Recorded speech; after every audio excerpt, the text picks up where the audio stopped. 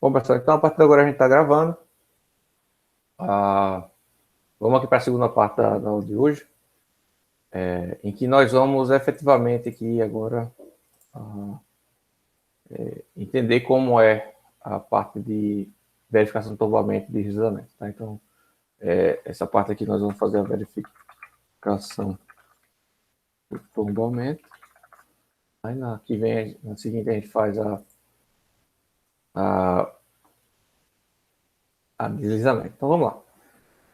Ah, então, um pilar, pessoal, a estrutura, você vai ter um modelo estrutural e cada pilar, a base de cada pilar, você vai ter um conjunto de esforços, né? Esses esforços, no modelo tridimensional, né, que é o que a gente trabalha usualmente no dia a dia, a gente vai ter,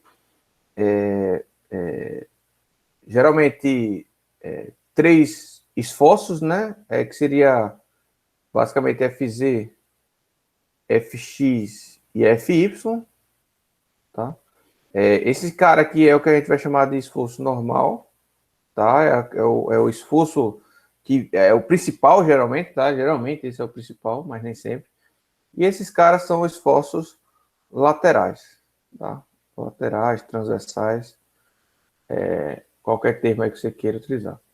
Nós também temos momentos fletores, tá? Que a gente vai dizer aqui que é momento em torno do eixo X e momento em torno do eixo Y, e nós temos também um momento torsor, que seria um momento em torno do eixo Z, tá? Mas isso daqui, pessoal, para pilares usuais, isso aqui vai ser sempre zero, tá? Vai ser diferente de zero se você tiver um núcleo rígido de um edifício, tá? E essa torção pode ser diferente de zero, tá? Mas vamos trabalhar aqui light com o padrão, tá? Com o usual. Vocês só precisam saber que existe, né? Que se for o caso, vocês forem utilizar um dia, vocês precisam dar uma estudada sobre isso. Tá? Então, basicamente, nós vamos ter a possibilidade de ter esses 5 esforços aí, pilar, né? Esses 3 esforços, esses 2 momentos fletores, né? E isso, a gente olhando em planta baixa, né? Olhando em planta baixa, a gente tem um pilar aqui, vamos supor que a gente tem um pilar, tá? A gente tem um eixo, né? Coordenadas, que seria aqui, vamos dizer que aqui é X, aqui é Y, e o que sai da figura aí é o eixo Z, né? Aqui olhando planta baixa. E será que eu consigo desenhar aqui tridimensional? Não, acho que não tem essa capacidade, não. Por isso que eu gosto de ter a aula prontinha, porque geralmente tenho figuras, né? Então eu tenho aqui eixo X, tá? Eixo Y e eixo Z aqui. Beleza? Aí eu tenho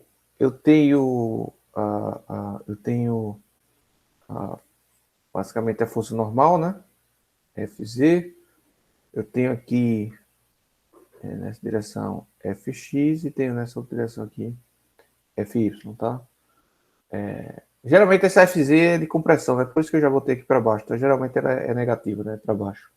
Tá? E aí pode ser até que vocês encontrem esse valor positivo mesmo, né? Porque como a conversão é para baixo, então pode ser que vocês encontrem até esse eixo voltado para baixo, tá? E aí você tem momentos também aqui, né? Você tem a possibilidade de momentos em torno também desses eixos, né? Deixa eu ver aqui uma outra cor. Em torno desses outros eixos. Então você tem momento em torno do eixo X e momento em torno do eixo X e em torno do eixo Y. Tá? Então, ilustrando aqui momentos por esse vetor com flechinha dupla, né? Então, essa é a ideia, beleza? Então, o que vai acontecer é o seguinte. Eu vou. O que vai acontecer, tá, é que a gente vai trabalhar. Perdão, eu ia falar uma besteira aqui. A gente vai trabalhar dividindo essa situação nas duas direções principais, tá? Nós vamos dividir essa análise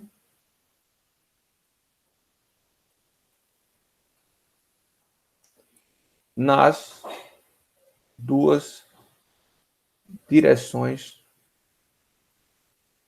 principais. Né? Então, a gente vai ter uma primeira análise. Então, análise 1, que a gente vai verificar a direção X. E a gente vai ter a análise 2, que a gente vai analisar a direção Y. Tá? Direção Y. E é assim que é feito, tá, pessoal? Separado. A parte de tensões não é separada, mas a parte de tombamento e deslizamento é feito separadamente. Então, na direção X, a gente vai ter aqui o pilar. Tá? Agora, olhando lateralmente, tá? A gente tem um pilar aqui. Vou tentar desenhar melhorzinho a fundação, tá? Sem muita pressa, porque essa figura a gente vai reutilizar. Então, a gente tem aqui a direção X, tá? E eu tenho aqui a direção Y, tá? Direção Y.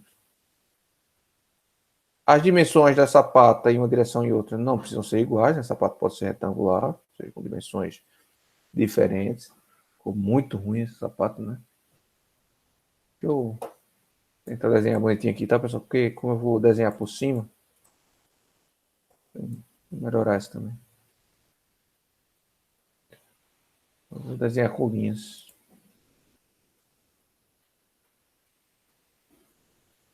Só não sei. Tá aqui. Vou tentar desenhar com linhas aqui.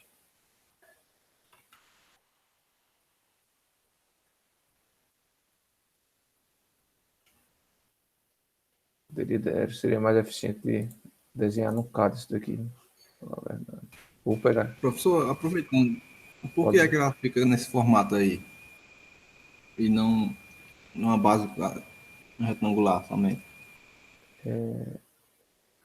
Olha, basicamente para economizar material, tá? Mas aí você gasta mais com o trabalho, né? Então aí não é necessariamente nesse formato não, tá? Tô desenhando nesse, é o mais usual, tá? Mas pode ser um blocão. Só que aí você vai gastar concreto absurdamente, né? Entendi.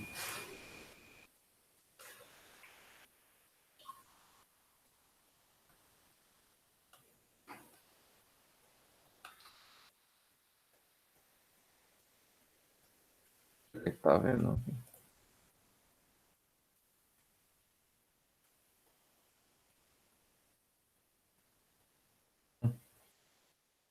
Bom, paciência.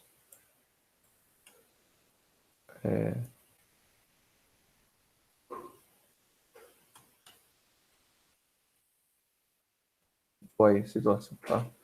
E aí eu tenho a direção Y que é igual, né? Só vai mudar as dimensões e os esforços, tá? Mas basicamente é igual aí.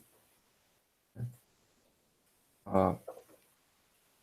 Então, para fazer essa verificação, eu vou precisar ter definido já as dimensões do sapato. Veja que é um processo iterativo de dimensionamento do sapato, tá? A gente dá um chute inicial do tamanho, ou faz um pré-dimensionamento e vai ajustando aí, vai fazendo as verificações iterativamente, tá? Mas, basicamente, aqui você vai precisar conhecer quem são essas dimensões. Essa dimensão aqui eu vou chamar, vou chamar talvez B de X, BX, né? Aí eu vou ter aqui, na base do pilar, que bem aqui, né? Na interface da sapata com o pilar, que seria a base do meu modelo estrutural, né? Eu vou ter uma força Fx, uma força aqui assim, Fz, e um momento em torno do eixo Y, né? Beleza? Momento em torno do eixo Y. Tá? Lembrando que direção X, então eu estou aqui com a situação, ó, ZX, tá? ZX. Então esse momento aqui está girando em torno do eixo Y, tá? É o que eu tenho que considerar aqui para o equilíbrio. Aqui, o que eu vou fazer é equilíbrio, tá? É nada mais do que isso, só equilíbrio. Aqui, por outro lado, eu tenho a minha força na direção Y, eu tenho a minha força na direção Z, e eu tenho o meu momento em torno do eixo Y. Bom, aqui eu vou ter a minha dimensão Opa. Vamos, meu pai. Eu vou ter a minha dimensão BY, né? Se a minha sapata é retangular, com base retangular, que foi uma premissa, né? Isso aqui, o centro de gravidade dela, do fundo dela vai estar exatamente aqui. Tá? Admitindo também que o pilar está centrado na sapata, tá? Se tiver excêntrico, você tem que considerar essa excentricidade. Então, vê que eu estou perdido aqui onde está o mouse. Então, aqui também eu estou exatamente no meio, então está centrado aqui, tá concêntrico, que a gente chama, né? O pilar está concêntrico e está concêntrico aqui também. Então, aqui eu tenho o eixo Z e aqui eu tenho o eixo Y. Então, o que vai acontecer? Se essa sapata tombar, né, ela vai tombar em torno desse ponto aqui, ó. Beleza? Em torno desse ponto. Deixa eu até fazer de outra cor. Melhor. Ela vai tombar em torno desse ponto. Então, o que eu preciso fazer é equilíbrios de esforços, né? Nesse ponto. Tá? Nesse ponto.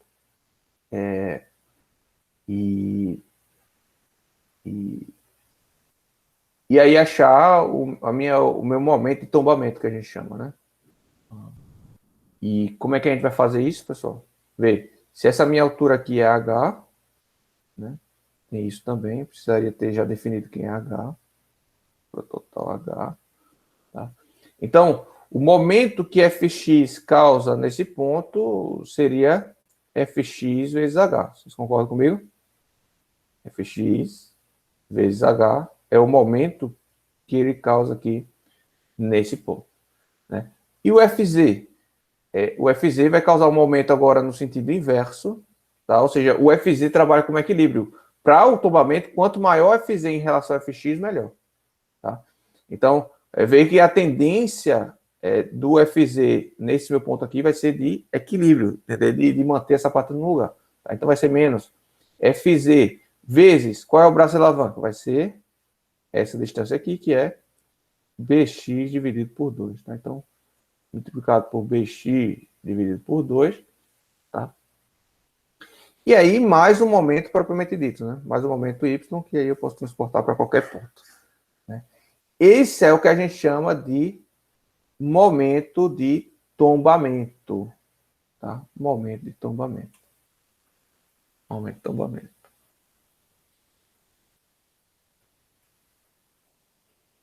Certo? Só um minutinho aqui que eu estou pensando.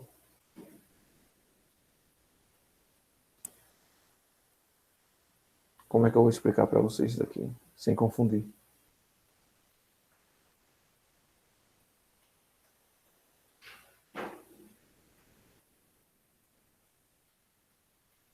Tá, beleza.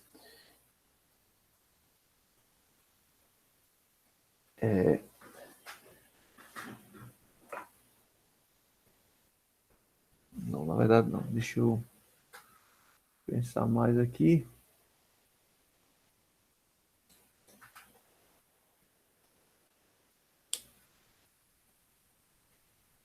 Tá, perdão.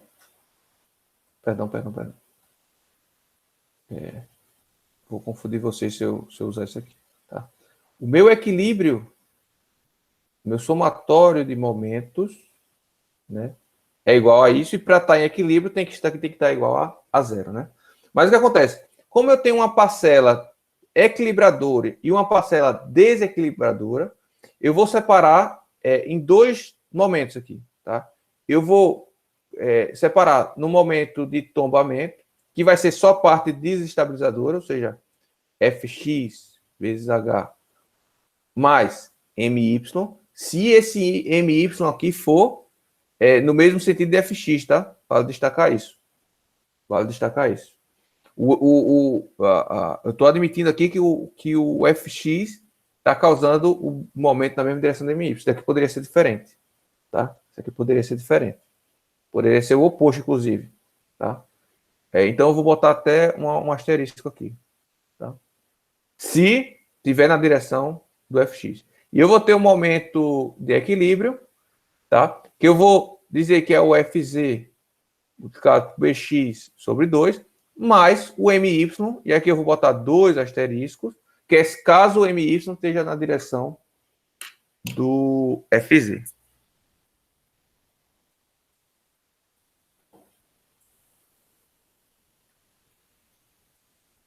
Então, basicamente, tem um momento que é para um lado, um momento que é para o outro. Eles têm que estar em equilíbrio. Na verdade, esses termos não ficaram muito legais, tá? Mas é porque a direção, né, o sentido de giro pode estar influenciando aí, tá? Esse FX também pode estar trabalhando aqui de forma equilibradora se o momento Y for o pior, né? For o pior, a gente vai fazer uns exercícios, vai dar para entender melhor isso daí. Tá? Mas basicamente a gente tem um momento de tombamento e um momento de equilíbrio, tá? Nesse caso aqui, para essa figurinha, a gente teria essa situação aqui, né? Então, para essa situação aqui, para essa figura, a gente teria essa situação, tá? Em que o MY está trabalhando junto com o FX para desestabilizar e o FZ está trabalhando sozinho para equilibrar, tá? Então, vou manter assim, porque isso pode variar, tá? Vale destacar isso. E aí, a verificação do tombamento é feito fazendo que o momento de tombamento tem que ser menor, e aqui seria o momento de tombamento em X, né? Vale destacar isso, na direção X, em torno do X. Tem que ser menor ou igual ao momento de equilíbrio, tá? Sendo que a gente vai utilizar aqui um fator de segurança, tá? Dividido por fator de segurança. Tá? Dividido pelo fator de segurança. Então, o momento de equilíbrio dividido pelo fator de segurança tem que ser maior ou igual ao momento de tombamento. Beleza? Ou seja, perceba que quanto maior a largura aqui da base, né, maior o meu momento de equilíbrio. Tá? E FZ sempre vai ser momento de equilíbrio, tá? Vale destacar isso. A não ser que ele esteja parcialmente excêntrico. Se ele estiver parcialmente excêntrico, você tem que separar a excentricidade do comportamento da força mesmo. Vamos fazer aqui uns exemplos. Não se preocupe.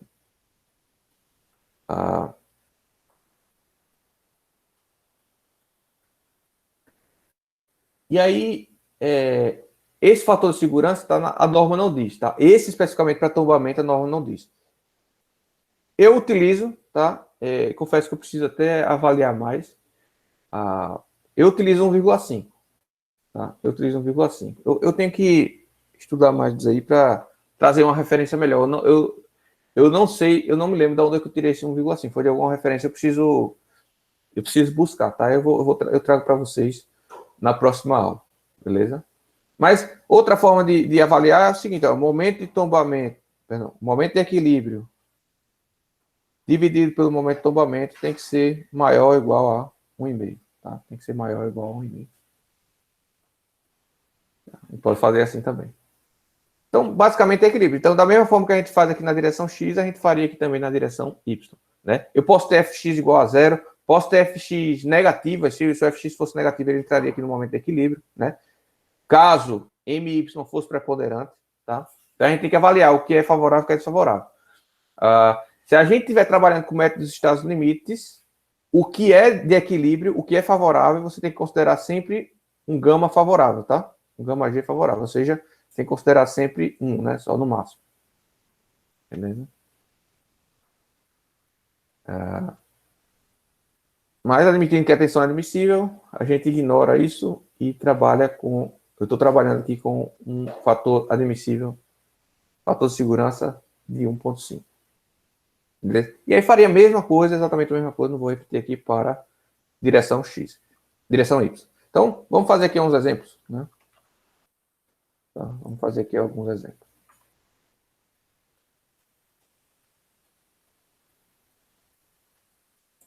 Vamos supor que eu tenho um pilar, esse pilar tem uma carga, que eu chamo de FZ, né? Chama de FZ aqui, carga normal.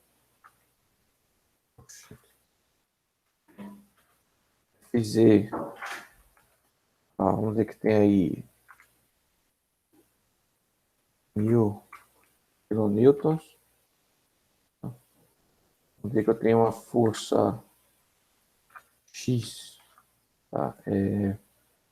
150 newtons, FY. Depois a gente vai ajustando isso aí, a gente ir testando, tá? Tipo, vamos dizer de menos 100. Tá? Vamos botar negativo aqui para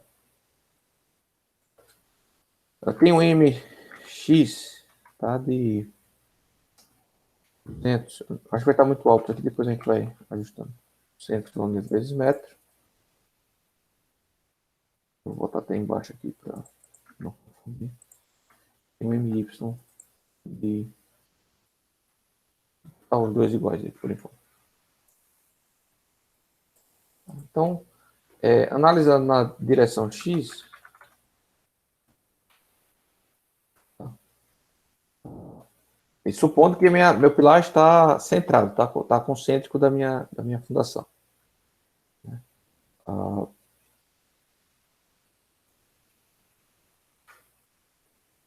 Tá. Então, meu momento de momento de tombamento em X, né? Em X, vai ser a força. Faltou determinar as dimensões, né, nessa pata. Tá? Então, vamos dizer que a dimensão BX seja 1 metro. A dimensão BY seja 1 metro também. E que o meu H, né, a altura da fundação, seja 50 centímetros, tá? Aqui em metros também, né, para não confundir vocês. Então, o meu momento de tombamento vai ser basicamente a força Fx, né? Força Fx, multiplicada por H, tá? Multiplicado por H. E veja, aqui nesse caso eu não consigo desenhar aqui, né? Tá, deixa eu desenhar aqui no Drive, copio. Vamos olhar em planta baixa daqui, tá? Eu tenho a minha sapata, tá? Tenho o meu pilar aqui. Veja que não importa a dimensão do meu pilar, tá? E eu tenho aqui meu eixo X, meu eixo Y, tá? O X. E eu tenho aqui os meus esforços, tá? Então aqui eu vou ter Fx nessa direção positiva, né? Então o eixo está positivo nessa direção, positivo nesse, tá? E está atuando também aí, nesse caso, ver qual cor eu uso, usar essa roxa aqui. E aí eu vou utilizar aí, nesse caso, um momento fletor aí positivo também, né? Que está dizendo que é positivo, então perdão. Para o equilíbrio em X, eu preciso do momento em Y, né? Então, o momento em Y é positivo, portanto, tá regra da mão direita, né, pessoal? Meus vetorizinhos aqui indicando com Y, então ele está tendendo a girar assim, então, portanto, está na mesma direção de Fx, tá? A tendência de rotação que vai causar é a mesma de Fx. Tá? Então, aqui seria o MY. Tá? E o meu Fz está sendo aplicado, a gente não está vendo aí. Né? Então, portanto, como Fx e My se somam, tá? Para o desequilíbrio, então eu vou estar considerando aí, vou fechar isso que eu acho que eu vou usar mais. Então eu vou estar considerando aí a soma dos dois, vou estar somando aqui com M, Y, tá? Esse é o momento de tombamento. 275. Tá?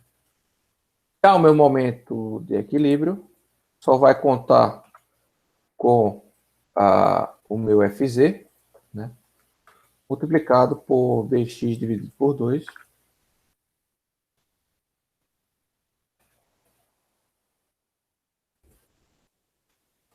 Está dando 500. Tá? Está dando 500. Porém,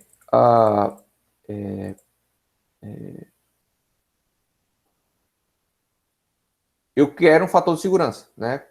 Qual o fator de segurança que eu desejo? O meu fator de segurança que eu desejo é 1,5. Tá?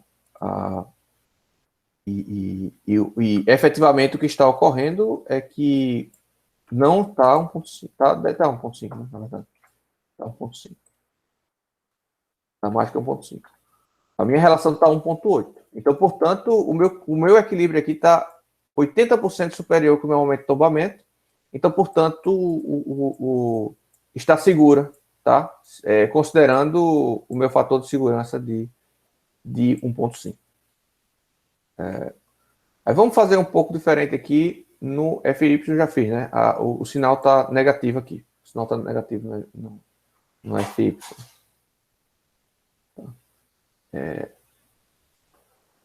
Conseguiram entender, pessoal? Tá complicado aí. É bem simples aí, tá? Essa é a parte mais fácil aqui do dimensionamento, da verificação. Então, com essa dimensão aqui, eu consigo garantir que, pelo menos, tombar, a sapata não vai. Tá? Vocês conseguem visualizar isso bem? Sim. Ah, na direção Y, vamos copiar aqui esse carinha. Vou apagar esses caras aqui em roxo. Opa. Em verde.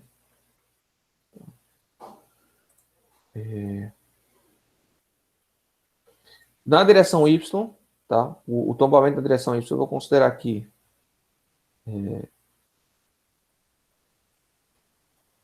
FY. E vou considerar aqui.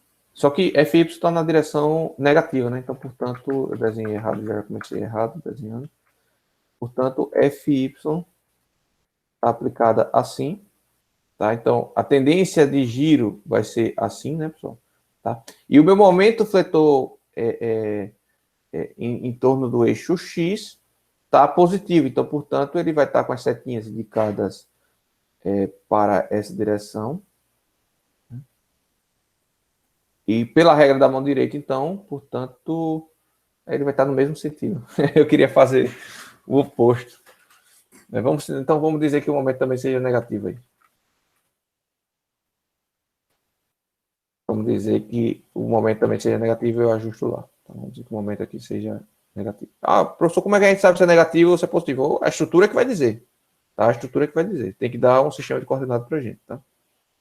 MX aqui. Tá? Vamos dizer que o momento X também seja negativo. E aí, nesse caso, a tendência de giro do momento em X vai ser ao contrário, né? Do FY. Tá? Ao contrário, vai ser assim. Então, portanto, a gente tem que ver qual é o pior momento de tombamento, tá? Se é o MX ou se é o FY, o que causa, né? Se é o MX ou o FY, para a gente saber qual é o preponderante, tá? É isso que a gente tem que fazer aqui. Então, quem é maior? É isso que eu vou ver aqui, tá? Então, aqui eu vou mudar só os índices.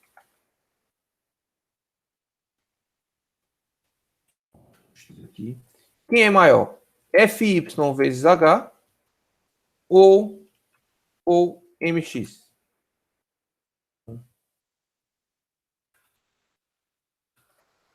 Então, a gente vê que MX é maior. Tá? Então, vou colocar aqui.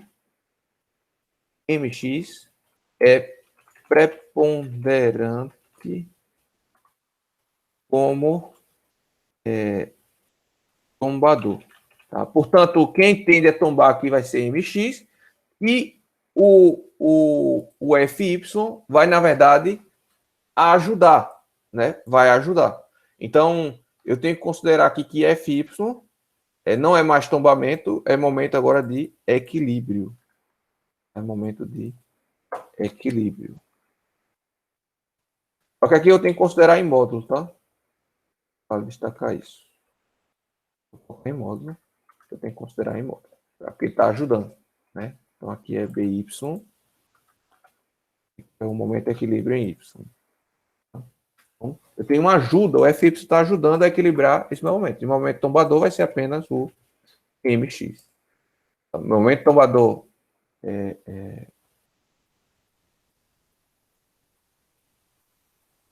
analisando o equilíbrio aqui na direção X, a direção Y, perdão, vai ser apenas MX. Feito? Ah, e aí, nessa situação, eu tenho que. Eu tenho ainda uma situação mais favorável ainda, né? Tá? E que o meu momento de equilíbrio é 2,75 vezes maior do que o momento tombador. Beleza?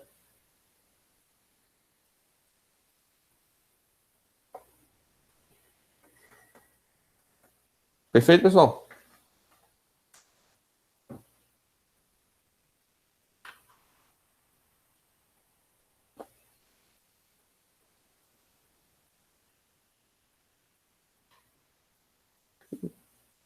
E tombamento que eu queria ver é isso.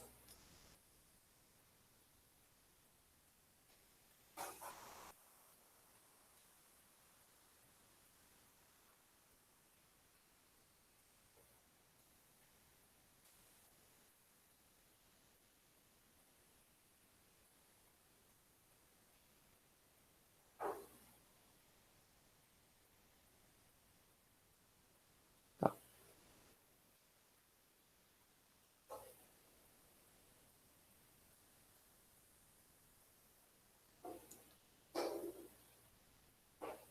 Tá, vou ficar por aqui, senão a gente vai complicar demais, já tá 10h50. Depois, quando a gente for fazendo exemplos, a gente vai fazer exemplos completos depois. Aí a gente tenta embarcar mais opções aqui, tá? Mas, a grosso modo, o tombamento é isso que a gente queria passar para vocês. Ah, então, essa sapata, com esses carregamentos e com essas dimensões, está tudo certo, né? Tá tudo certo. Então, vamos ver agora a parte de deslizamento. Então,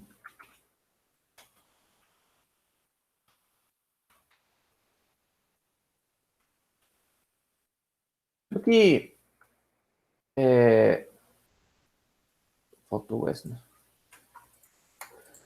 Da mesma forma que a gente utilizou para o tombamento, a gente vai fazer a mesma avaliação para deslizamento, tá? Então a gente vai ter aqui atuando esforços, né? E aqui nesse caso eu não preciso me preocupar com o momento mais, tá? Apenas esforço, então vou focar aqui quem é o FZ atuando na minha estrutura, quem é o FX e quem é o FY, tá? Ah, vale destacar, pessoal, aqui, ó, que eu desconsiderei o peso próprio da sapata, né? O correto seria ter considerado o peso próprio da sapata aqui, né? E esse peso próprio da sapata estaria aqui no momento de equilíbrio, né? Já que o centro de gravidade da sapata vai estar no meio, né? Então, eu desconsiderei o peso próprio da sapata. Se quiser, eu posso considerar aqui, sem problema nenhum. Mas se já está passando sem o peso próprio, quando eu botar o peso próprio, vai melhorar, né? Então, o peso, o peso específico do concreto é 25 kN por metro cúbico. E aqui eu poderia adicionar o peso próprio, fazendo aqui o peso próprio, posso calcular fora, melhor. O peso próprio do bloco vai ser o volume, né, dele, então, supondo que seja um cubo, né, sem aqueles cone, né, sem aquele formato cone, facilitar aqui nossa vida, vezes H, então, supor que eu tenho um paralelepípedo, né, multiplicado pelo peso específico.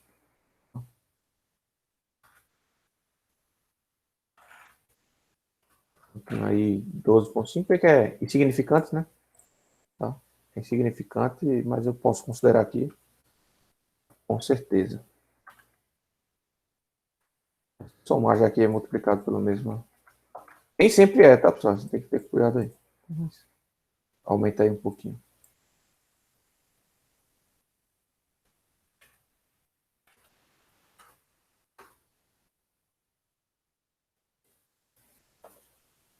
Deixa eu salvar aqui. Vou colocar já lá na pasta. Salvar já lá na pasta. Ah, ah,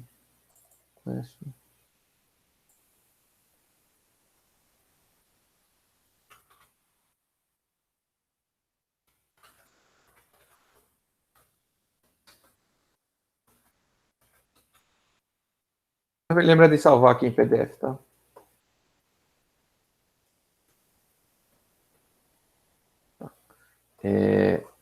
Apagou aqui.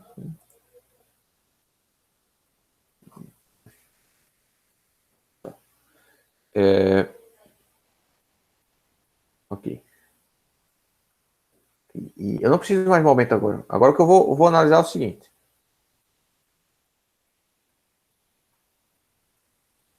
Tenho, vamos supor aqui que sapata prismática.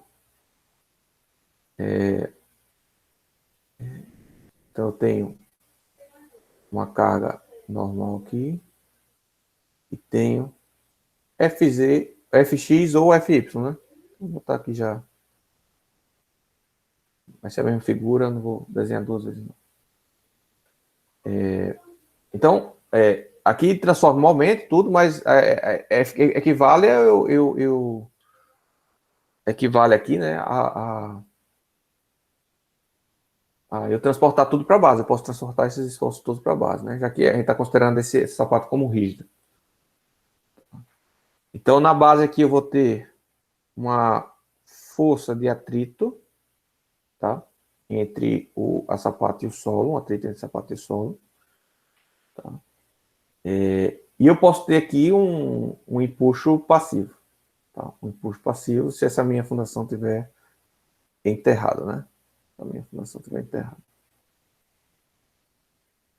Tá? Esse empuxo passivo, vocês viram como calcular lá a mecânica do solo. Se vocês quiserem, eu coloco o link da aula disponível para vocês. Tá? Mas a gente pode ignorar nesse nosso primeiro exemplo aí. Mas basicamente o que a gente vai fazer aqui é soma de forças. Né? Ao invés de soma de momentos em determinado ponto, a gente vai fazer soma de forças, independente do ponto. Então tem que garantir que Fx, né? Ou Fy, vamos admitir que seja Fx, né? Mas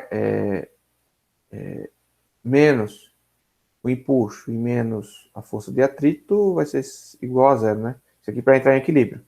Só que a gente vai, como a gente quer uma determinada segurança, a gente vai dizer que a gente vai ter uma força,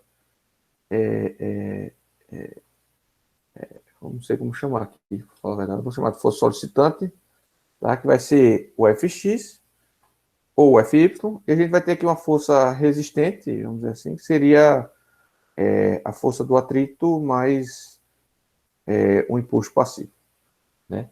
E novamente, a gente quer que a força solicitante seja menor ou igual à força resistente. Só que aqui eu vou aplicar um fator de segurança, e esse fator de segurança eu particularmente utilizo 1,5. Não tem na norma também esse fator de segurança, tá? Mas próxima aula eu trago também. Vou trazer mais de uma bibliografia, né? Não quer dizer que isso aqui seja certo, tá, pessoal? Eu vou trazer várias parâmetros, né, desse daqui para vocês utilizarem. Então, eu posso fazer que a resistente dividido pela solicitante tem que dar maior ou igual a fator de segurança, né? Que seria 1,5. Tá? Basicamente é isso. Né? Como calcula o impulso passivo? Mecânica do solo 2, vocês vão rever isso daí em Fundações 2. Como calcula a força de atrito? Aí sim, a gente vai destacar aqui. Né? Mas isso aqui é ensino médio, não tem muito o que fazer. Basicamente, tá? Basicamente, essa força de atrito será encontrada fazendo a força vertical, né, multiplicado pelo coeficiente de atrito. Tá? E quem é esse coeficiente de atrito? O coeficiente de atrito geralmente é estimado como a tangente de 2/3 do ângulo de atrito do solo. Tá? Então, isso para concreto, né? Com uma fundação em concreto. Tá? Esses 2/3 aqui, na verdade, deixa eu botar diferente aqui.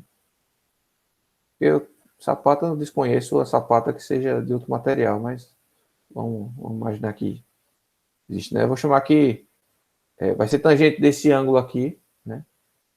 Esse ângulozinho, e que esse ângulozinho vai depender do material da sapata para esse o atrito entre concreto solo, tá? E essa referência aqui eu acho que foi do caderno de contenção de moliterno, mas eu trago também da onde eu tirei isso, tá? A gente considera usualmente 2/3 do ângulo de atrito do solo, tá? O ângulo de atrito do solo. Então, o ângulo de atrito é 30 graus, 2/3 aí de 30 graus, tá? E aí a gente tem a força de atrito. Portanto, novamente, a força a força de compressão na sapato, né, se torna aqui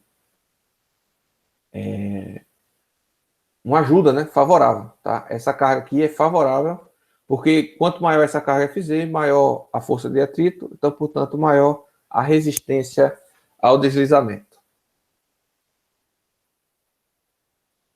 Dúvidas aí, pessoal? Não, professor, tá tranquilo. Eu vou... Eu poderia até ter trazido aqui já a equaçãozinha do imposto passivo, mas não trouxe, eu não quero parar aqui para pesquisar, senão eu posso demorar aqui. Eu não lembro onde está exatamente. Bom, na próxima aula, eu vou, de qualquer forma, vou botar o vídeo lá para da aula de mecânica dos sólidos, para vocês assistirem, tá? E depois disponibilizo para vocês o materialzinho para calcular também esse custo passivo. Tá? Então, basicamente é isso. Vamos fazer aqui um exemplo. Vou fazer até nesse mesmo arquivo.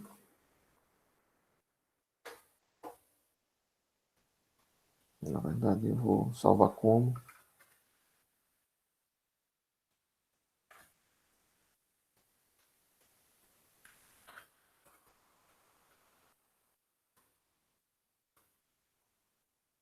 Aqui eu não vou precisar dos momentos. Não vou precisar da altura, não importa a altura. Mas importa para calcular o peso próprio, né? Então, vou manter aqui.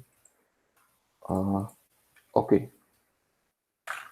Força solicitante de deslizamento, né? Então vai ser Fx apenas. Fx. E a força, estou chamando de resistente, né? Resistente vai ser Fz mais o peso próprio, multiplicado aqui pelo coeficiente de atrito. E esse coeficiente de atrito eu vou dizer que ele é tangente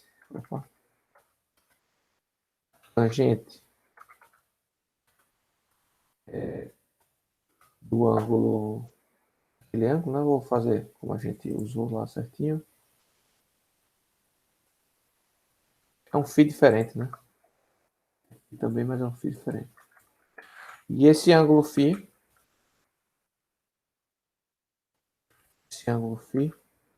ele vai ser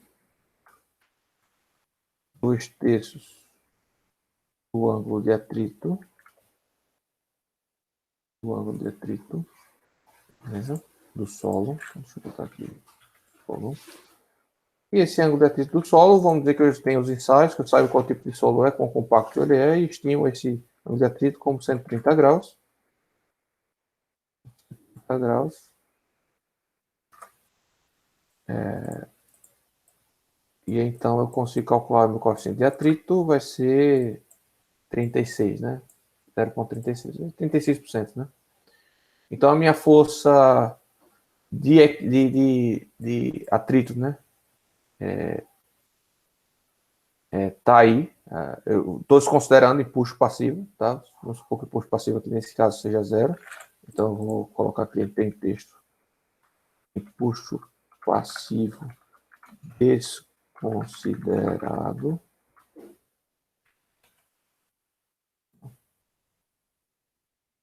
Apenas força de atrito. E aqui eu tenho que a força dividido pela força solicitante está em 2,46, mais ou menos. Então, portanto, não vai deslizar, né? A gente garante que não vai deslizar com a folga até de 2,5. Tá? Fator de segurança de 2,5. E aí a gente pode repetir isso para a direção Y, sem medo de errar. A gente pode botar em módulo. FR continua igual, perceba que FR é igual, né? Seja qual for a direção. E aqui é maior ainda, já que a força em FY é menor. Beleza? Basicamente é isso. Bem simples, bem facilzinho de fazer. Então, deixa eu salvar. Se tiver alguma dúvida, esse é o momento. Então, usualmente a gente faz isso daí no final. Apesar de eu estar mostrando isso primeiro para vocês, tá? Usualmente a gente faz isso no final. Depois de resolver a questão de tensões admissíveis, né, de tensão na base, de garantir que o solo não resista àquela pressão, aí sim a gente foca nossos esforços em verificar tombamento e deslizamento. Tá? Ou se for usar um software, você faz isso tudo ao mesmo tempo, né? De forma interativa, inclusive. Tá? Se der tempo ainda hoje, a gente usa aí aplica aí esses conhecimentos, tá? No software comercial.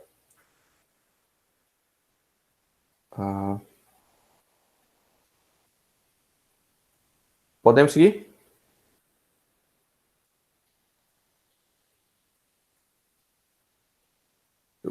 Eu vou só pausar aqui rapidinho, só para... Rapidinho, tá? Só um minutinho. Chego já. Não vou nem parar a gravação, tá? Só um minuto.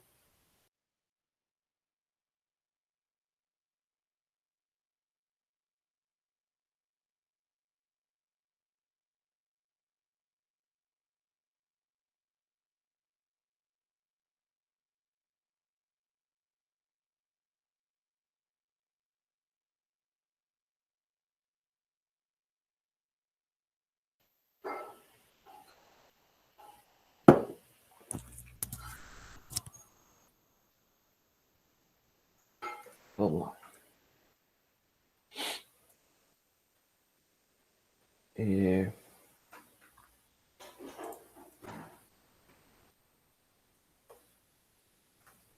Vamos agora passar para o conteúdo do dia. Tensões na base da sapata. Tem algumas premissas aqui, tá? Antes de passar o conteúdo para vocês. Algumas premissas simplificadoras, né? Mas que a gente utiliza no dia a dia. Mas basicamente...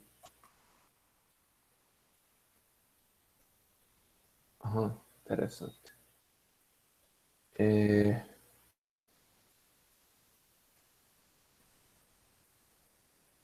Interessante. Estou vendo aqui. Minha tela está duplicada e duplicada não, está estendida e a mesa digitalizadora considera a extensão também. Depois eu vou tentar resolver isso daí. Vamos lá. Eu tô com a mesa já é pequena aqui, aí ainda estou com um espaço mais reduzido ainda. Mas vamos lá. Veja, eu vou admitir aqui que a sapata é rígida.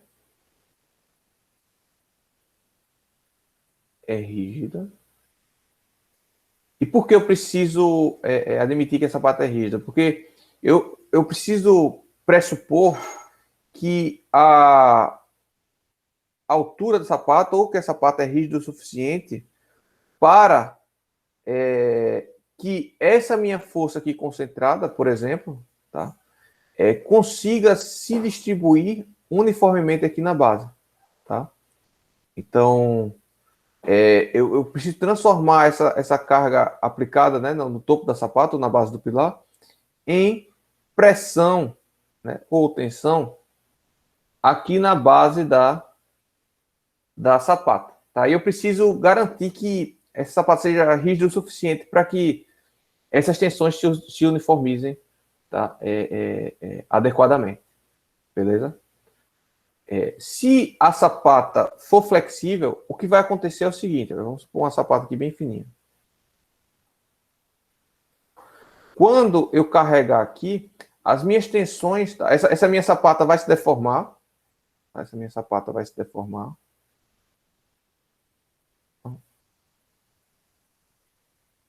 Tá? Que seria o caso daqueles radieiros, né? Daquelas placas, né?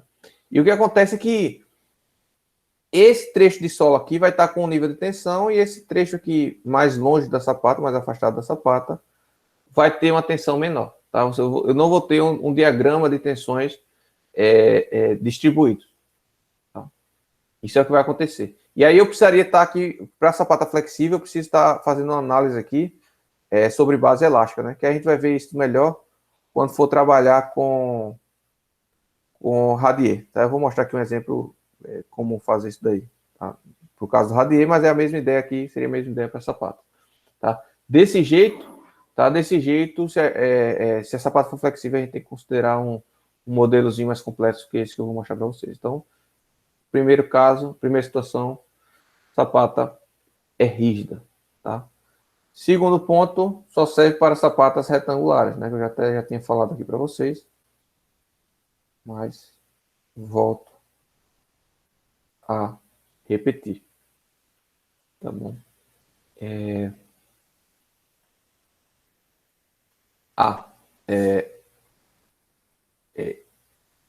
Considero aqui, tá, o solo como um sólido. Saco. Como um sólido elástico, tá? Sólido elástico.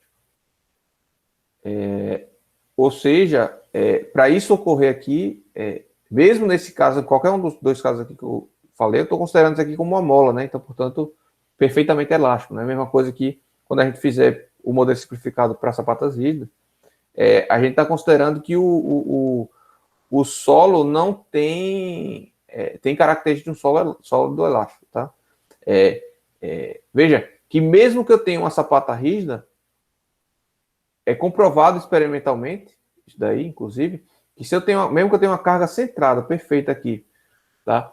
E tenha uma sapata rígida, tá? Mesmo assim, se for um solo arenoso, tá? A minha distribuição de tensões não vai ser uniforme, ela vai ter uma concentração um solo compacto, tá? Um solo arenoso compacto. Ela vai ter uma distribuição mais acentuada nas bordas, tá? Então, não é uniforme, né, a distribuição de tensões, tá? No entanto, isso acontece porque o solo não é um elástico, não é um material elástico, né? Ele tem suas divergências, tem suas situações e por isso isso acontece. Mas a gente vai estar admitindo aqui que o solo é um sólido elástico. Várias simplificações, né? Várias simplificações. Então, cuidado, pessoal, tá? Fundações, geotecnia ainda é uma área com muitas simplificações, né? Requer muito bom senso, tá? Na hora de estar trabalhando com isso aí. Não seja muito ousado, não. Tá? Tome cuidado. Bom, mas basicamente aqui, né, admitindo essa, se eu lembrar de outra, eu comento com vocês. Admitindo essas simplificações, se eu tenho uma carga centrada e o meu pilar só traz uma carga vertical, vamos supor, fica fácil calcular essa distribuição de tensões aqui na base, tá? Ela vai ser uniformemente distribuída, vale destacar isso, tá? Para esse caso de carga centrada numa fundação rígida, tá? Considerando o solo como material elástico. E ela vai ter força, ela vai ter valor de quanto, pessoal, essa tensão aplicada?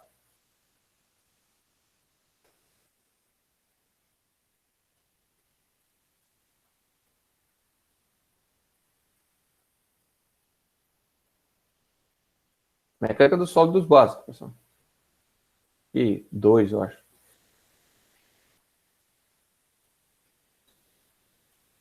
Tem um esforço normal. Isso aqui é o meu esforço normal, tá? Fizemos o meu esforço normal. Como é que eu transformo em tensão? Admitindo que essa tensão está fora da região de Sauvenand, né? Não é a força sobre a área, professor? Força sobre a área. Então, vai ser a força FZ dividido pela área da base da sapata, que, seguindo aquela nomenclatura que a gente vinha usando, vai ser BX vezes BY, né? Então, se eu tenho uma fundação com carga centrada, numa fundação rígida, é fácil assim, pessoal, calcular a tensão solicitante, né? Basta eu pegar a carga normal que vem do pilar, né? E dividir pela área da base da sapata. Então, exemplo, vou nem usar o maticado para isso, porque mas vocês me ajudam aí, abro a calculadora já. Vamos supor que eu tenho uma força aí dos 1000 kN, tá? 1000 kN, e que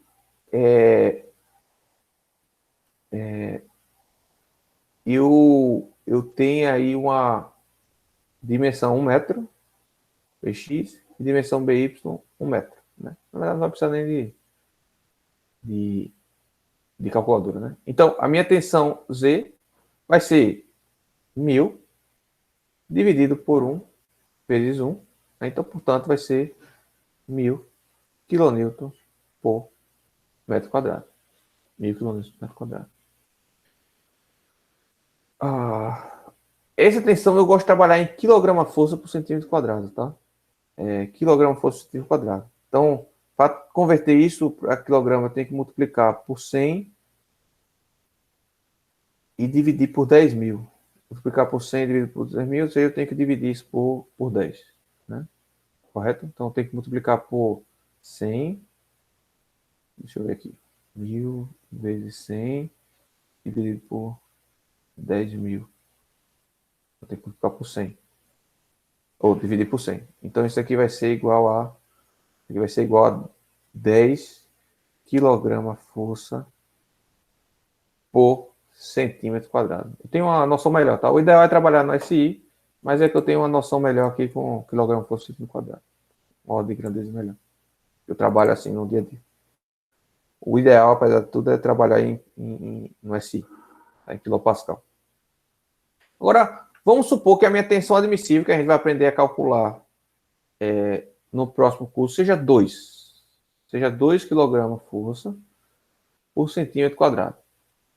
Então, aí inverte, né, a ideia. Então, se eu tenho essa carga e eu tenho essa minha tensão admissível, né, se eu utilizar 1 metro por 1 metro a minha sapata, não vai dar certo, porque a minha tensão Z vai ser maior do que a tensão admissível, isso não vai dar certo.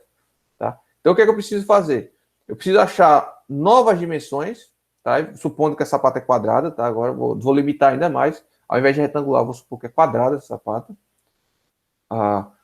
Qual as dimensões Bx e By que eu preciso utilizar para atingir essa dimensão, essa tensão admissível de 2 kg por centímetro quadrado. Então, o que eu preciso é fazer a conta inversa, né? A área da minha base vai precisar ser no mínimo, né? No mínimo, a tensão igual a força sobre área.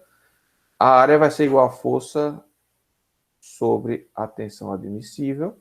Então, portanto, aqui eu vou ter que a minha área da base vai ter que ser igual a 1000. Eu vou ter que transformar isso aqui em quilogramas força, né? Vai ser 1000 vezes 100.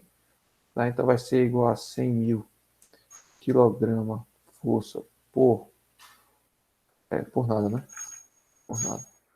Dividido por 2 kg força por centímetro quadrado. Isso aqui vai me dar 50.000 centímetros quadrados, tá?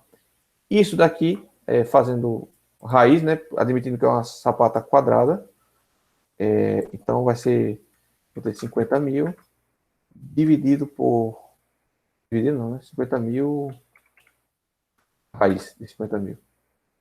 Então, isso aqui precisaria ser uma sapata de aproximadamente 225, né, centímetros, 225 centímetros por 225 centímetros.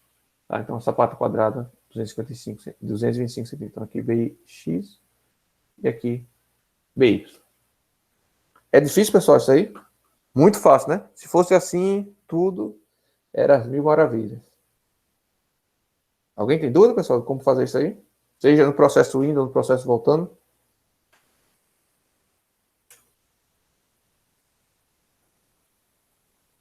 Se tiver, pode falar. Porém, nem tudo são flores, né? A gente viu que o pilar não vai trazer só carga centrada, não. Isso aí vai ser um caso muito particular. Isso aí vai ser um caso muito particular e usualmente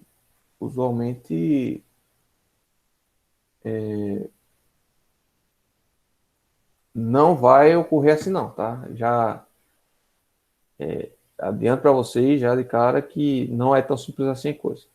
Porque justamente a gente tem momentos fletores aí e a gente tem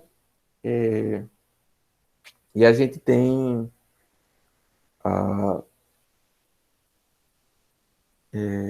esforços horizontais também, né? Esforços horizontais. Eu acho que não vai dar tempo de ver tudo não aqui, tá, pessoal? Eu vou fazer um caso. Eu vou fazer até a parte de flexão com poste normal, tá? Mas na aula que vem a gente continua. Infelizmente eu acho que não vai dar tempo não. Bom, se eu tenho momentos fletores e esforços horizontais, na verdade os esforços horizontais não vão importar aqui para a nossa análise, tá? O que vai importar são os momentos fletores. Só que os esforços horizontais causam momentos fletores na base da sapata. A gente já viu isso, né? Se eu tenho uma força horizontal, eu vou ter com certeza um acréscimo de momento, tá? Vou chamar um acréscimo de momento, que vai ser Fx vezes a altura da sapata, né? Vezes a altura da sapata. Então, portanto, as forças horizontais causam momentos fletores, tá? Mas como existe uma correlação, né? O que vai importar para a gente aqui, efetivamente, são as forças normais, tá? Que seria a Fz, e os momentos fletores. Esses momentos fletores podem vir por diversos fatores, tá? Pela carga horizontal, pelo momento mesmo fletor que vem na base do sapato, do pilar, por até a excentricidade do pilar na sapato. Nada impede de eu ter tem algumas coisas que impedem, né? Mas a princípio nada impede de eu ter um pilar aqui, ó, nascendo de forma excêntrica da sapata, né? Isso de cara, né? Se eu olhar lateralmente, isso aqui em planta baixa, né? Se eu olhar lateralmente, né? O meu pilar nascendo aqui de lado, né? Isso já me causa de cara o momento fletor, né? Mesmo que eu tenha aqui só o FZ atuando, eu vou ter aqui uma excentricidade geométrica, né? Presente, excentricidade real mesmo, tá? E isso vai fazer com que eu já tenha um momento aí atuando, né? De cara que seria F vezes a excentricidade, né? Então, eu a princípio vou admitir que quando eu falar momento em torno do eixo X ou momento em torno do eixo Y, eu vou estar considerando tudo aqui, tá? Vou estar considerando a parcela da força em Y vezes H, tá? Vou estar considerando a excentricidade geométrica, tá? Na direção Y, tá? E vou estar considerando o momento fletor, que seria que advém do pilar, tá? Que advém do pilar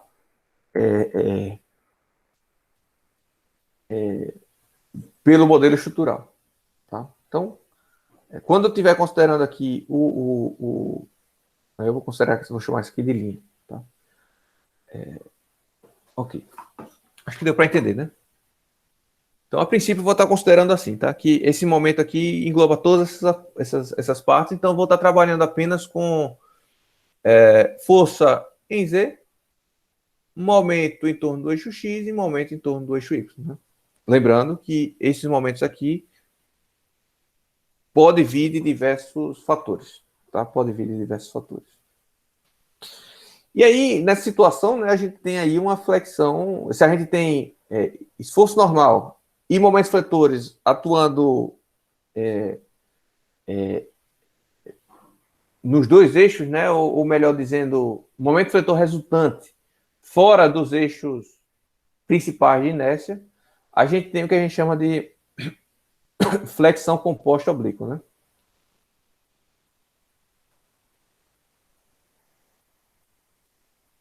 Opa. Vocês, alguém daqui não pagou mecânica 3?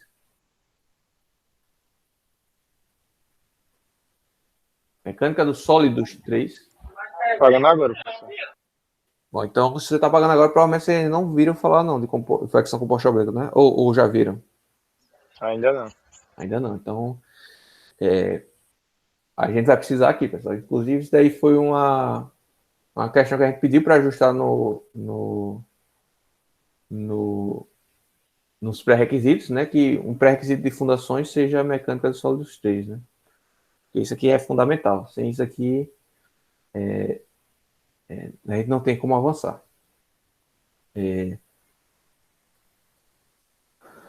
Eu não vou ensinar, isso aqui é um mês de conteúdo, tá lá da disciplina, eu vou simplesmente jogar aqui a equação, tá? Então, eu proponho para vocês pedirem para o professor lá de Mecânica 3, que eu acho que é o L. Edson agora, se ele tiver aulas gravadas, que disponibilizado, o semestre passado, disponibilizar para vocês aí, para vocês verem isso, tá? Durante o recesso aí, ou já agora. Mas, basicamente, na flexão oblíqua, né, a gente tem a composição dos efeitos, né, da força normal, que a gente calcularia fazendo a tensão, né, que para esse caso seria Fz dividido pela área, como a gente já fez anteriormente, mas a gente tem também as tensões devido à flexão, né? Então a gente tem essa outra tensão aqui que vai vir da flexão do momento X, que seria basicamente eu não vou teria sinais aqui, eu vou considerar tudo sem sinais, tá? Depois a gente vê a questão de se subtrai, se soma, tá? Mas a princípio eu vou considerar tudo positivo. Então isso aqui vai ser a tensão devida a esse momento fletor X vai ser mx multiplicado por y, mx multiplicado por y dividido pela inércia em torno do eixo x. Cadê o meu mouse aqui? Pela inércia, momento de inércia em torno do eixo x. E a tensão devida a esse momento aqui vai ser my vezes x, tá? Dividido pela inércia em y. Então, a gente vendo uma seção transversal retangular aqui, que seria nosso sapato, tá? O centro de gravidade dela aqui, como é retangular, a gente sabe que está no meio, né? No meio, tanto de bem no centro geométrico mesmo, né? Da seção. Então, portanto, isso aqui seria, chamar aqui BY dividido por 2, né? Aqui, BY dividido por 2. BX dividido por 2. Aqui também BX dividido por 2. Eu tenho esse aqui o eixo X. Aqui eu tenho o eixo Y. E eu tenho atuando aqui uma força normal, né, que está entrando na sua tela aí agora. Nós temos momentos fletores em torno do eixo X e nós temos momentos fletores em torno do eixo Y. Né?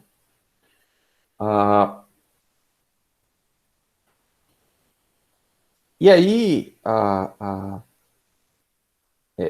esse carinha aqui, Y, e esse X, são variáveis. Porque quando eu tenho momentos fletores atuando numa seção, tá, as tensões não são uniformemente distribuídas, como é no caso da tensão normal. Ou seja,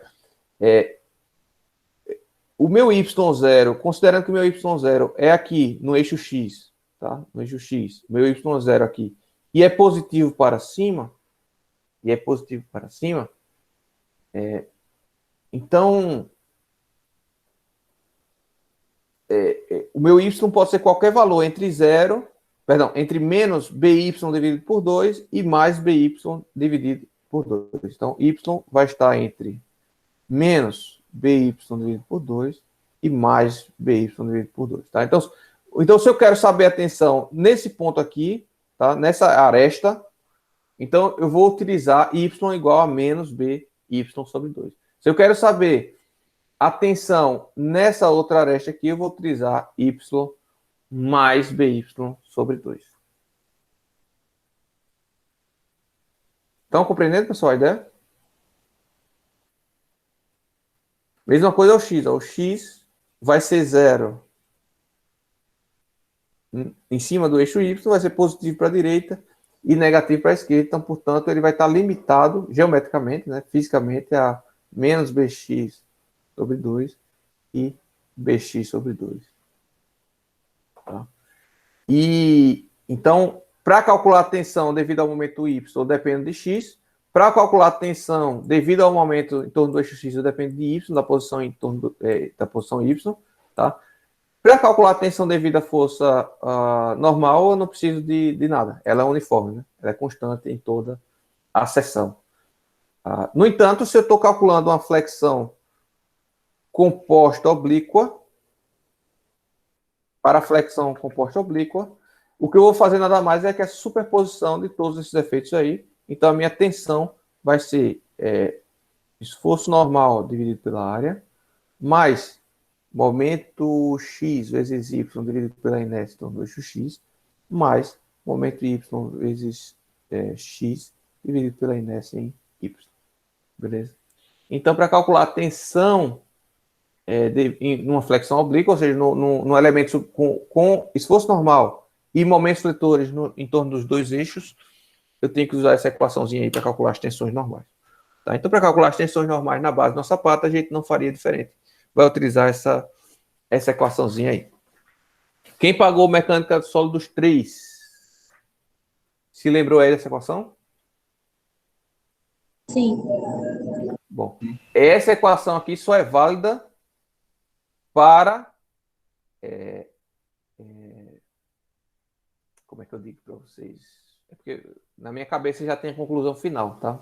Mas essa não é equação generalizada, não. Ela é particular. Só vale para o caso em que os eixos x e y aqui adotados coincidem com meus eixos principais de inércia, tá? E espero que vocês saibam o que é os eixos, o que são os eixos principais de inércia ou não, tá? Isso aí é mecânica 1. Então, acredito que aqui todos pagaram mecânica dos sólidos 1, né? Então, como eu tenho simetria na seção, ou seja, como esse meu eixo Y, esse meu eixo X, são eixos de simetria, então eu tenho certeza que são eixos principais de inércia, tá? Então, portanto, eu posso utilizar essa equação aqui simplificada. Senão, eu teria que utilizar uma equação mais generalizada, tá?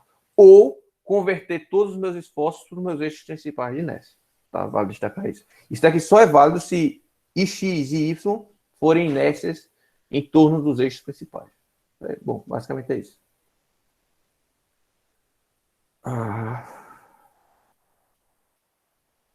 Bom, então vamos fazer aqui no Maticada aqui rapidinho. Eita. Na verdade, não vou conseguir nem fazer o que eu já tinha. XPS não, só você.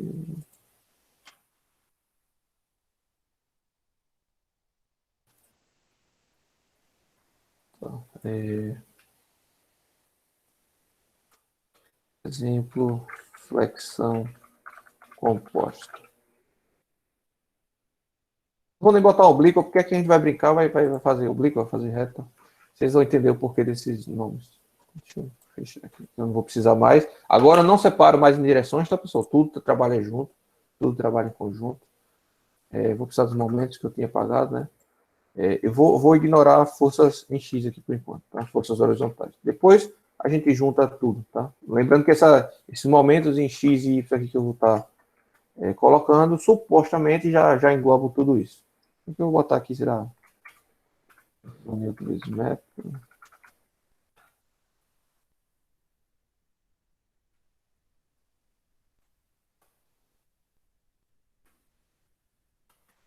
Vou colocar aqui uma sapata retangular, ao invés de quadrada, tá? BX, BY, a altura não vai importar aqui, eu vou desconsiderar peso próprio do sapato.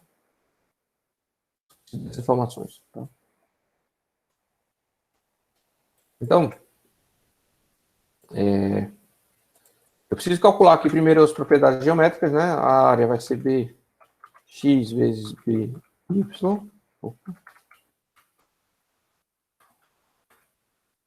Tá. E o meu momento de inércia em torno do eixo X vai ser... em torno do eixo X, a minha altura vai ser Y, né? Vai ser BY. Então, vai ser aqui BX vezes BY elevado ao cubo, BY elevado ao cubo, dividido por 12, já que é retangular. Tem essa facilidade aqui. E a minha inércia em torno do eixo Y vai ser o oposto, né? Vai ser BX elevado ao cubo, vezes BY.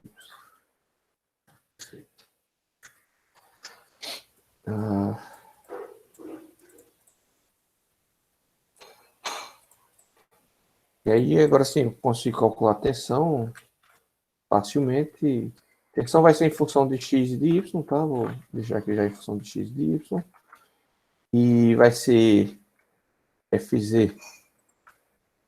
dividido pela área. Eu não... O correto seria eu ter trabalhado com os sinais mais adequadamente.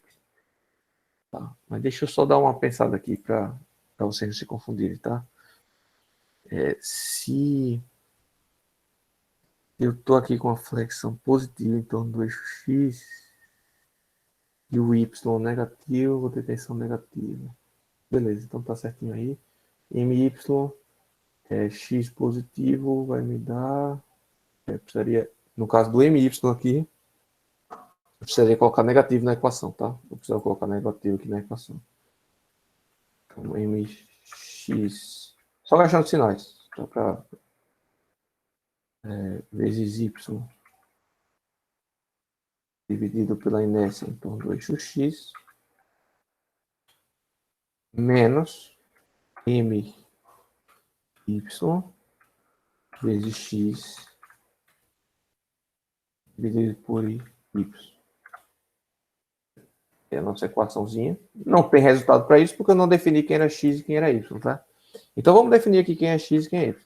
X vai ser, né, de menos Bx dividido por 2 até, e aí o símbolo de até aqui no matricado é esse aqui, tá? 2 pontinhos, até mais Bx dividido por 2. Como tem unidade, ele vai alegar um erro aqui, porque ele vai pedir qual é o passo, né, que ele vai dar. De quanto em quanto é isso? Então, ao invés de 2 pontos, vocês podem botar aqui vírgula, tá? Vírgula. Aí vocês dizem aqui o passo de quanto em quanto, na verdade, o que você coloca aqui seria... Deixa eu falar isso aqui, tá errado. Na verdade, ele pede qual o próximo passo, né? Aí eu vou botar aqui, sei lá, vou botar de centímetro em centímetro, tá? Mais 1 centímetro. Então, esse é o passo, 1 centímetro, tá? Aqui seria o segundo ponto. Então, ele diz, olha, o x vai ser de menos bx sobre 2, depois vai ser esse ponto até bx sobre 2. Aí ele pega esse menos esse e admite como passo, né? Como acréscimo, tá? Não sei se deu para entender. Esse menos esse é o acréscimo. Por isso que eu botei esse, porque eu quero que o acréscimo seja de centímetro em centímetro. E o y vai ser a mesma ideia. Deixa eu copiar aqui. Y vai ser a mesma ideia. Só que aqui vai ser y, né? Y. E aí, nesse caso, eu vou calcular para todos os pontos. A minha ideia aqui vai ser plotar um gráfico. Então, essa é a minha intenção aqui. Eu vou colocar aqui que meu y... Não, na verdade não é isso, não. É o contour plot que eu quero. Quero um contour plot. E o meu z, eu vou ter x e y, ok? E o meu z vai ser a tensão. Ah, units. Deixa eu botar aqui. Deixa eu só fazer um teste. X0.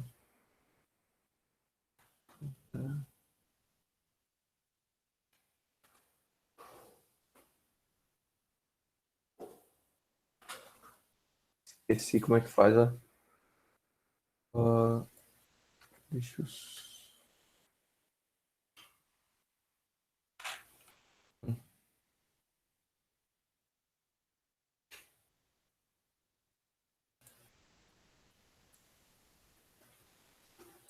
Tá.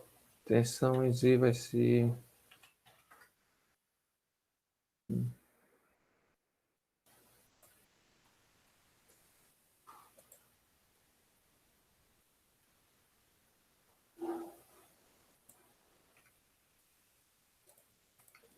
As unidades só podem ser aplicadas a Z. Tá, então aqui tem que ser adimensional mesmo.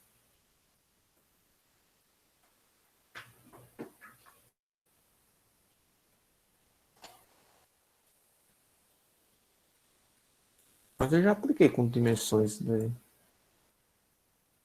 Tá aí uma dúvida que eu tive.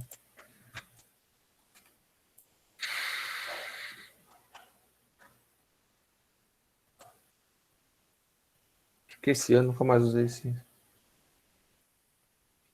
Eu posso tirar aqui a unidade se eu quiser.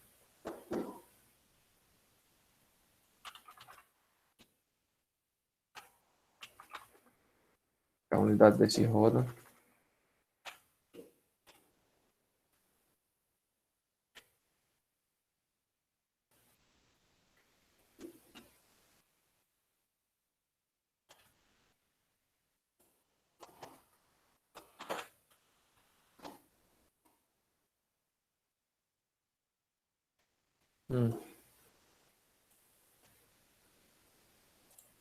Deixa eu só ver uma coisa aqui.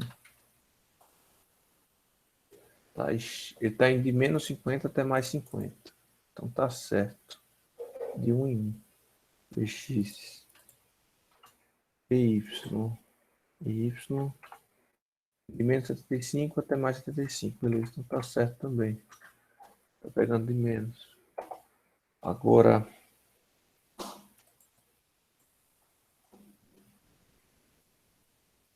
Tá dando erro na unidade, porque aqui vai ter unidade nas equações. Esse aqui precisa ter unidade. Vai estar errado.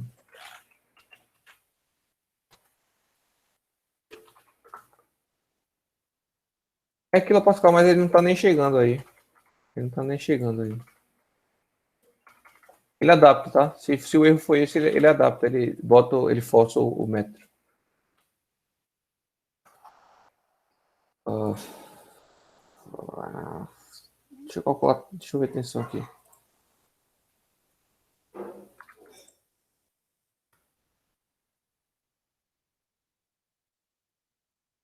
Já tem todos os valores para x e y. Tá corretinho aí.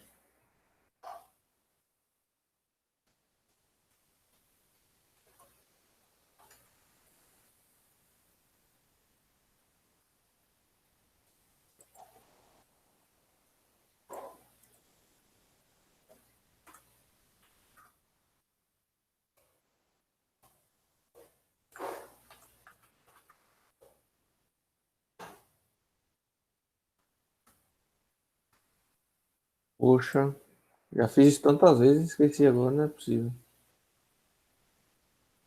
Não é possível.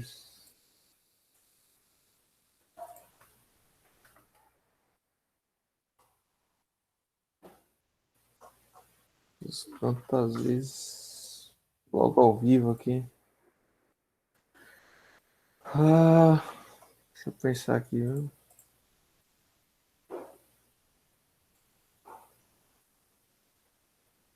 Tá, tem que tirar a unidade de tudo.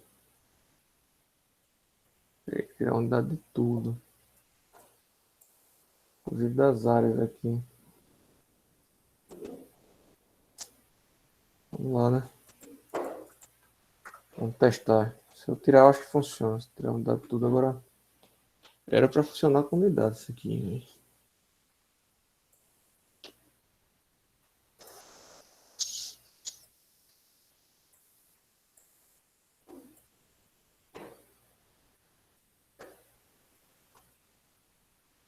Vamos lá.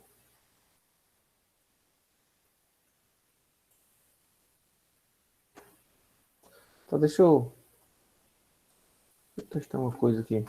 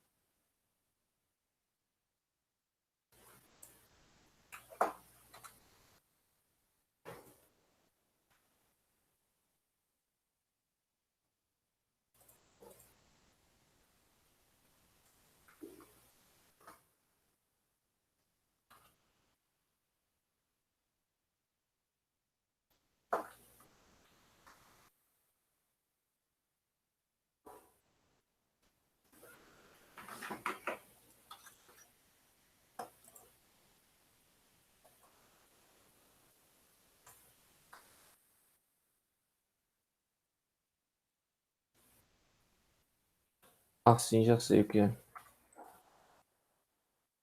Esse gráfico eu não preciso declarar quem é quem, não.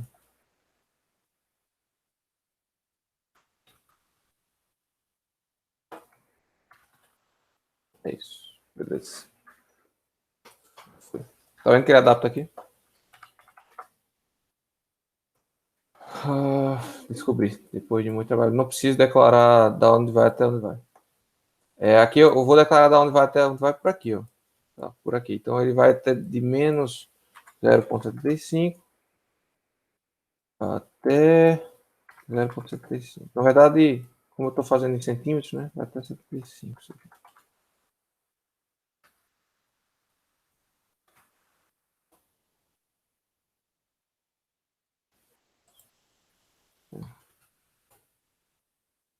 Cinco aqui vai de 5.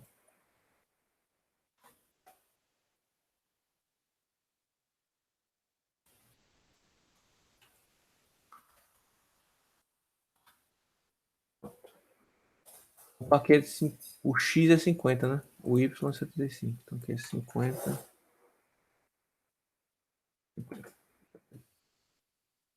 Teria que ficar mais retangularzinho assim, né? Beleza. Então, vê. Os...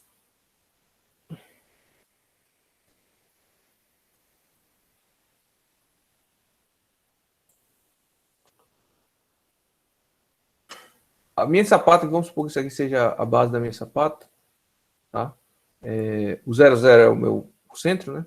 Então, aqui, ó, mais 75, menos 75, menos 50 até mais 50.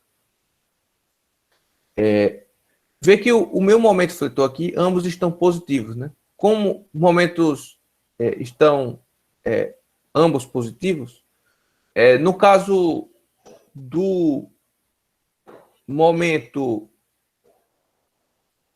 X, né? Se eu aplicar momento X aqui, deixa eu desenhar aqui melhor. Se eu tenho aqui a seção, né? Eu aplico um momento em torno do eixo X, né? Positivo, tá? Positivo. O que vai acontecer é que ele vai comprimir essa fibra aqui, tá? E tracionar essa fibra, ok? A tendência vai ser essa daqui, né? Vai ser pressionar isso daqui e puxar essa fibra aqui desse lado, né? Então, portanto, se é um momento X positivo, tá?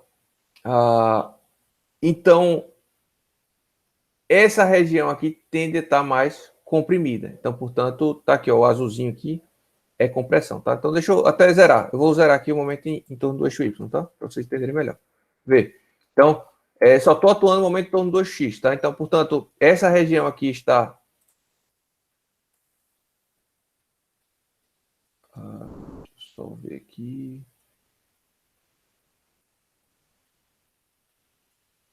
Só quero ver aqui que está na unidade. Tá. Entendi. Deixa eu tirar o normal também por enquanto, tá? Então, ó, eu só estou atuando aqui em momento de fletor em torno de 2x, ou seja, está girando em torno desse sentido aqui, tá? Então, eu estou aplicando o momento fletor positivo, portanto, ele está girando assim, que eu não consigo desenhar aqui, tá? Mas está girando assim. Ou seja, ele está comprimindo essa fibra, tá? Menos 3,2 aqui, o azulzinho, e está tracionando essa daqui. Então, tá...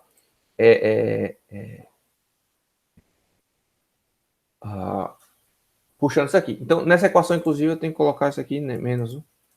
Eu tenho que colocar esse valor, eu teria que adotar para seguir essa conversão de sinais. A linha neutra seria no zero, professor? A linha neutra é no zero. A linha neutra é no zero é justamente porque, ou seja, linha neutra, para quem não viu o conteúdo ainda, linha neutra é onde as tensões são zero, né? Tensões e deformações são zero. Então, a linha neutra é no zero porque eu não tenho esforço normal aqui, tá? Não tenho esforço normal.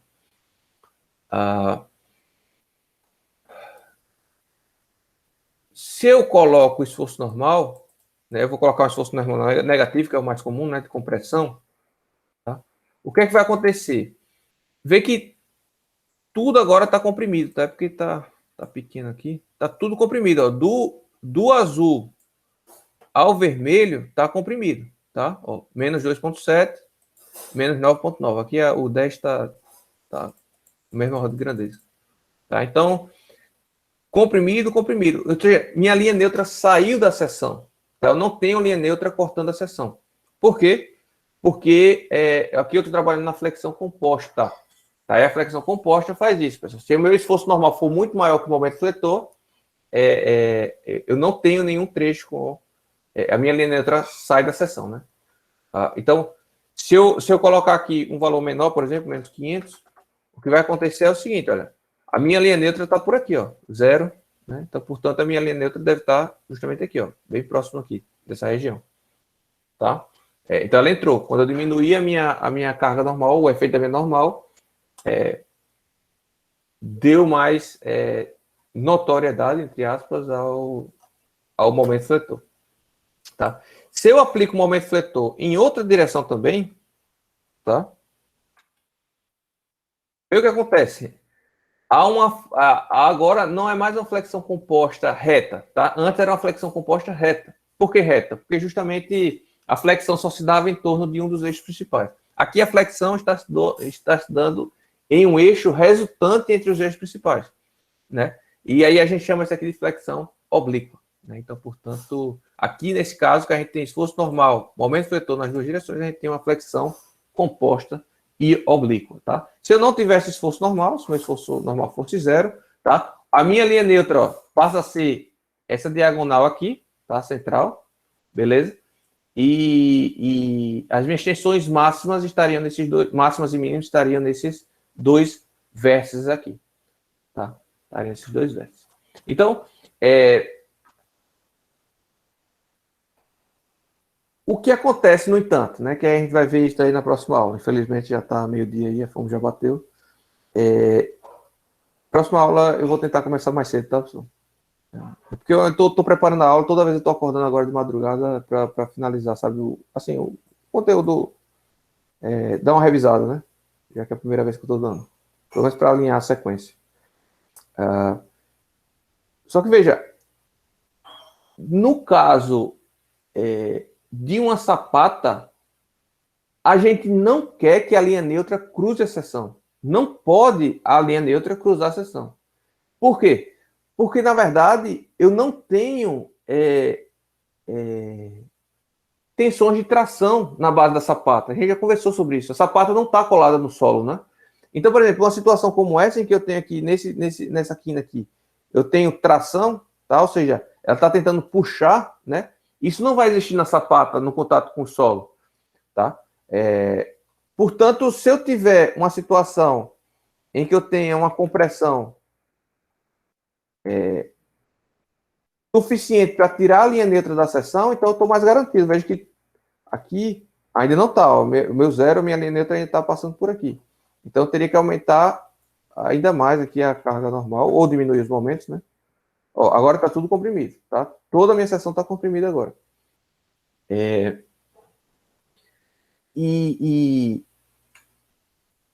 Se eu tem uma opção aqui de botar os valores.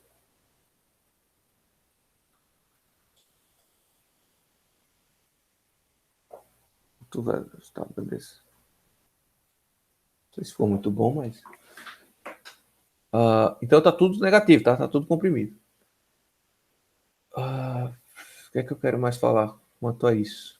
Tá. Então a gente vai precisar partir para uma situação em que vai acontecer isso, em que parte da sapata tende a levantar sobre o solo e a gente precisa considerar isso adequadamente, tá? Para cálculo das tensões. E aí a gente vai precisar revisar, né? Espero eu que vocês já tenham visto sobre isso.